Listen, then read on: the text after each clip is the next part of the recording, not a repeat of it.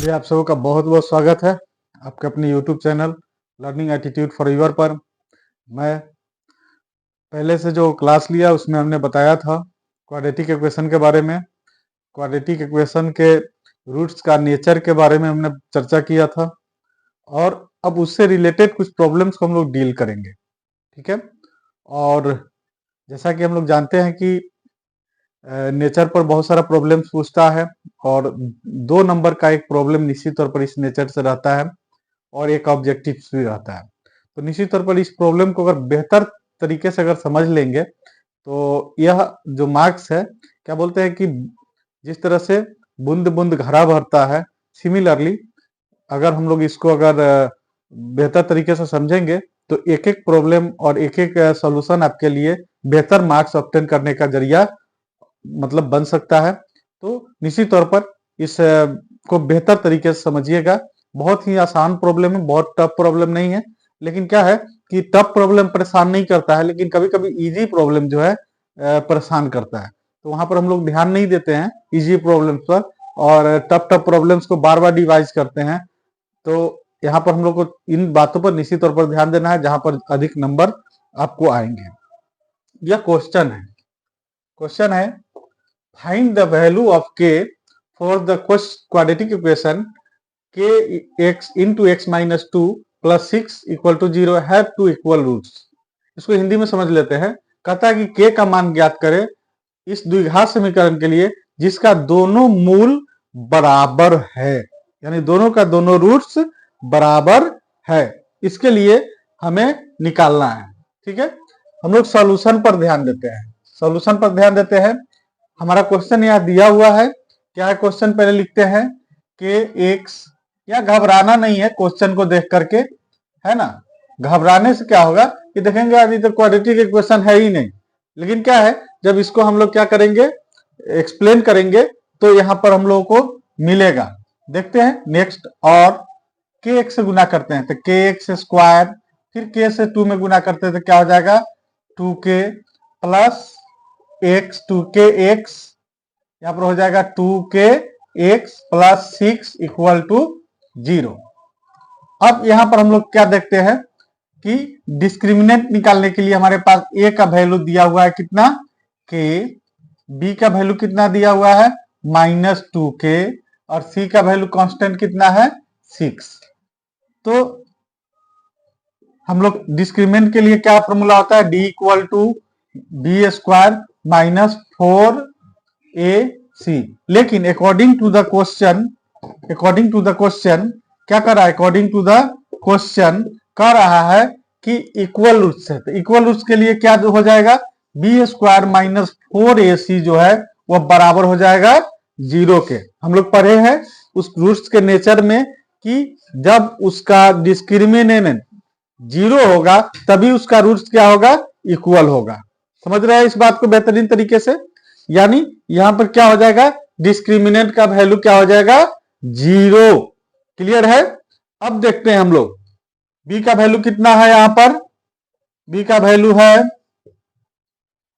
-2k, तो -2k का whole square -4, a का वैल्यू कितना है k है और c का वैल्यू कितना है 6 है इक्वल टू 0। कितना हो गया, 2k का होल स्क्वायर करेंगे तो 4k square minus 4 into 6 24k equal to 0। इसमें कॉमन क्या है 4k है, 4k कॉमन है तो क्या बच जाएगा, यहाँ पर k बच जाएगा और माइनस कितना बच जाएगा 6 बच जाएगा इक्वल टू 0। यहां पर लिखेंगे, अब वैल्यू निकालेंगे। If 4k equal to 0 then k equal to 0/4 equal to 0। Similarly if k minus 6, यहां पर क्या है k माइनस 6 इक्वल टू 0, तो k इक्वल टू कितना हो जाएगा 6। हेंस k इक्वल टू 0 और 6।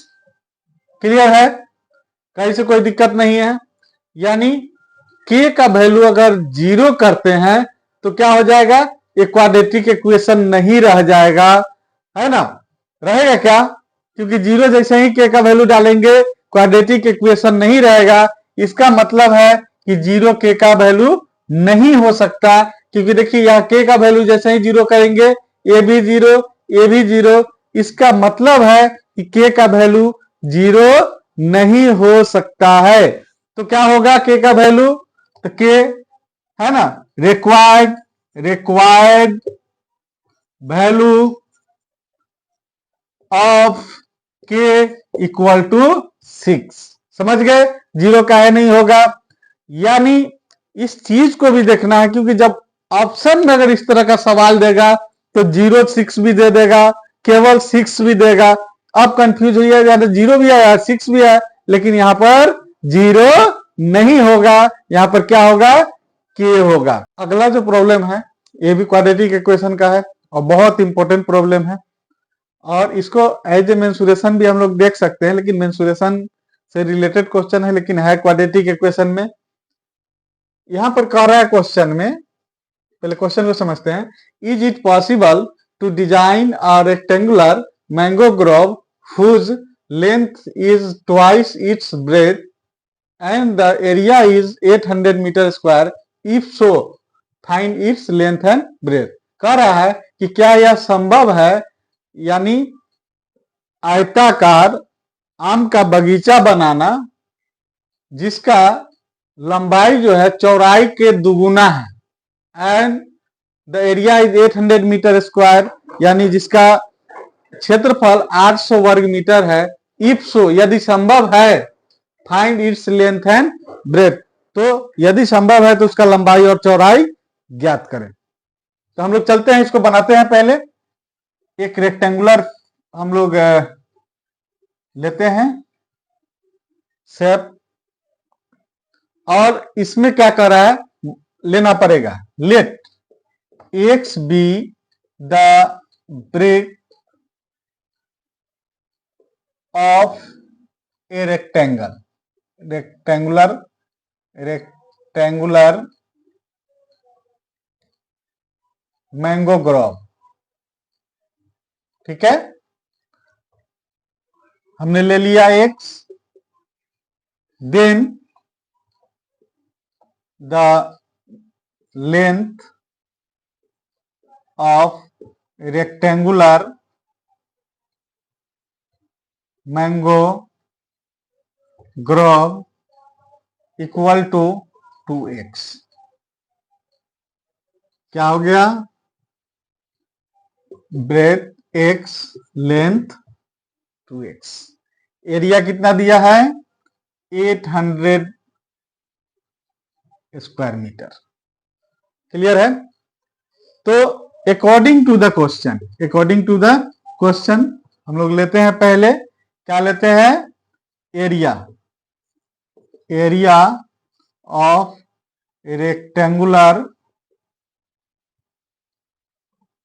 Mango grove equal to 800 metre square, that is length into breadth equal to 800 metre square. Length equal to 2x and breadth equal to x equal to 800 metre square. कितना हो गया?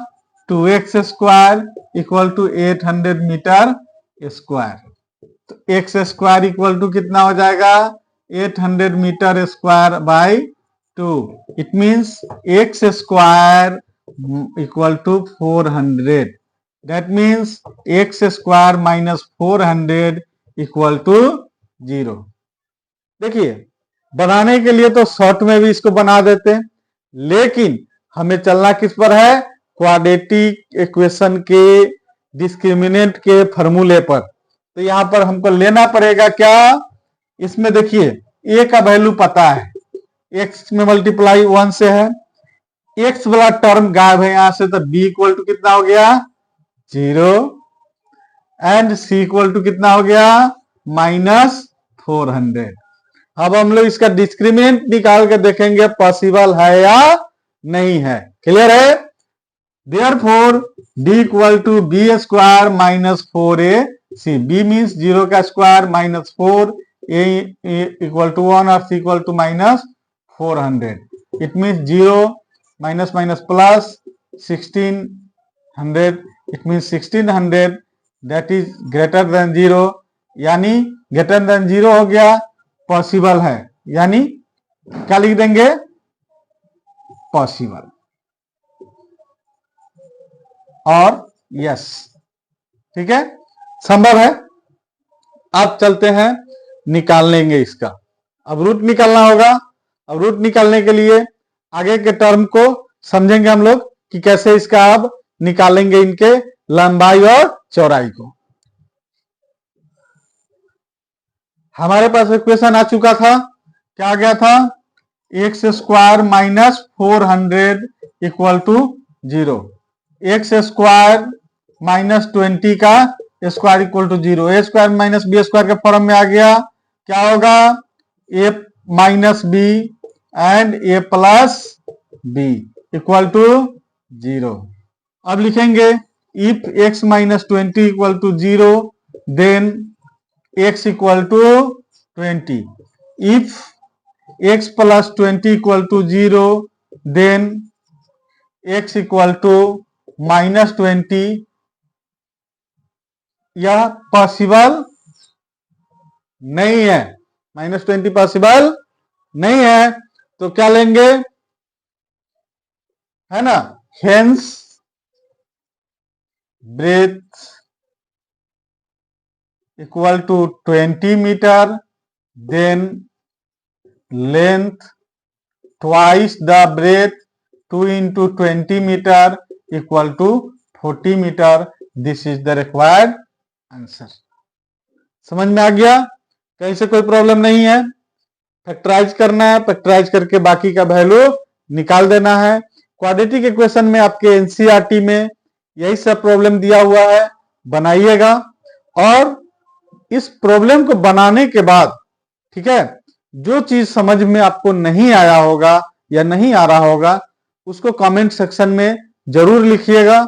दूसरी बात कि जो चीज हम पढ़ाते हैं वह बेसिक होता है, और बेसिक में जहां भी दिक्कत हो, सब समझ में ही नहीं आया, तो क्या मैथ्स एक ऐसा सब्जेक्ट है कि जब समझ में नहीं आएगा तो उसको 10 बार बना लीजिएगा तो मिस कर जाइएगा, भूल जाइएगा। तो यानी उसको क्या करना है, समझना है। अब आप लोगों से एक आग्रह है कि आपके अपने इस YouTube channel learning attitude forever को क्या करना है, सब्सक्राइब करना है, अपने मित्रों से सब्सक्राइब करवाना है और बेल आइकन दबाना नहीं भूलना है, ताकि हम जो भी न्यू वीडियोस बनाए इससे रिलेटेड वो आपको निश्चित तौर पर मिले। और YouTube चैनल पर जो है हमारे संस्कृत का भी बेसिक अनुवाद का जो है वह वीडियो बना करके डाला हुआ है, उसको भी देखिएगा। और भी ट्राइगोनोमेट्री का चैप्टर हो गया उसका बनाया हुआ है, कोऑर्डिनेट ज्योमेट्री का हो गया उसका बनाया हुआ है, उसको भी देखिएगा। ठीक है, और 11-12 का भी वीडियो बना रहा है, उसको भी अपलोड किया जा रहा है, उसको भी देखिएगा। निश्चित तौर पर जो आपके काम का चीज है वहां पर अवेलेबल होगा। साथ में लाइव क्लासेस चलता है जिसमें आपको संस्कृत का, हिंदी का, सोशल साइंस का ऑब्जेक्टिव को डिटेल करके एक एक ऑब्जेक्टिव का मतलब समझाया जाता है, जहां से आपका ऑब्जेक्टिव रटने की जरूरत नहीं होगी, समझ करके उस चीज को आपको हमेशा के लिए याद हो जाएगा। तो निश्चित तौर पर जो लाइव क्लासेस होता है उसका भी नोटिफिकेशन आपको जाएगा जब चैनल को सब्सक्राइब करिएगा। तो निश्चित तौर पर जुड़िए, तैयारी करिए, जम के तैयारी करिए, विश्वास करिए आपका नंबर जो है अगर जम के तैयारी करिएगा तो मोर देन 95% निश्चित तौर पर आएगा। इन्हीं शब्दों के साथ wish you all the best, thank you.